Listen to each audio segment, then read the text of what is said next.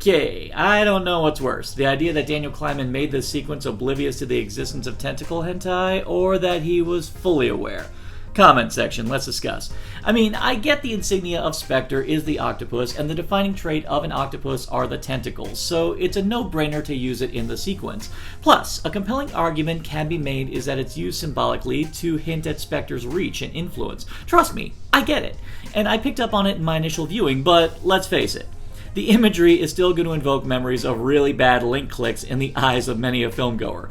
Joking aside, there are still a lot of striking moments in these credits.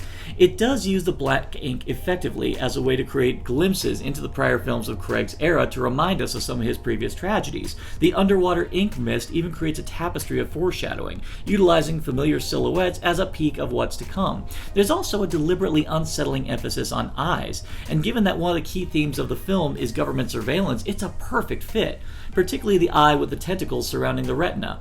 Now, there is a bit of repeat in this one though. The use of shattered glass was used far better in Skyfall, but seeing as Craig's era was intended to maintain a connective tissue, it's actually forgivable. Not to mention the context is different in this case.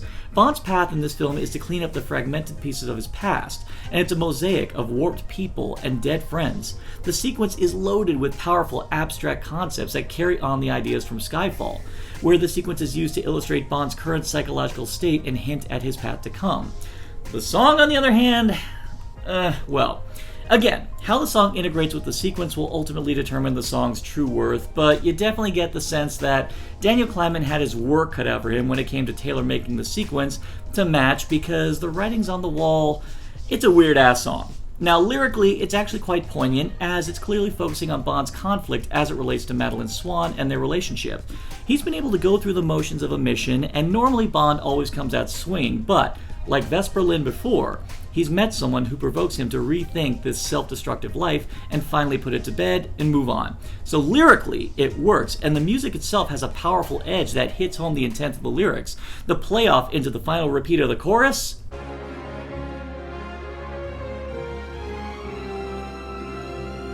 Damn. Just damn. If there's any shortcoming on the song, it's definitely not with the score or the lyrics. The fault mainly comes down to the performance. I would honestly love to hear the song sung by a different vocalist, because Sam Smith, just no. While he handles the verses adequately, it's when he gets to the choruses where the entire thing gets derailed. Smith is already pushing it to the edge with his vocals, but suddenly he goes into falsetto and the whole thing just becomes camp. Suddenly you can't take the song seriously because you can't escape the assumption that the singer isn't. And if he is, that's even worse.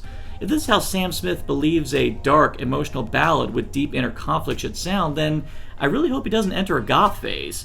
So overall, the whole is definitely greater than the sum of its parts. It's just that some of the parts have a tendency to send the viewer spiraling into feelings of annoyance or discomfort. Pick your poison, I guess. So, Diva, what's yours? If you ignore the hentai overtones, and I get it, it is really hard to ignore the hentai overtones, especially when paired with the traditional sexy women silhouettes, this title sequence has got quite a lot going for it. I love the callbacks to the previous Craig-era movies and the shot with the tentacles looping around Bond's gun, implying that the events in the previous films and even Bond himself have been manipulated by Spectre. And while the song is a bit conflicted, wavering between bold and anthemic and achingly intimate, it has an undeniable haunting quality with its eerie strings and piano. Although I agree, I would like to hear this sung by someone who can pull off that falsetto section without straining. It's no Skyfall or You Know My Name, but it's a solid Bond movie theme and title sequence, and I rather like it.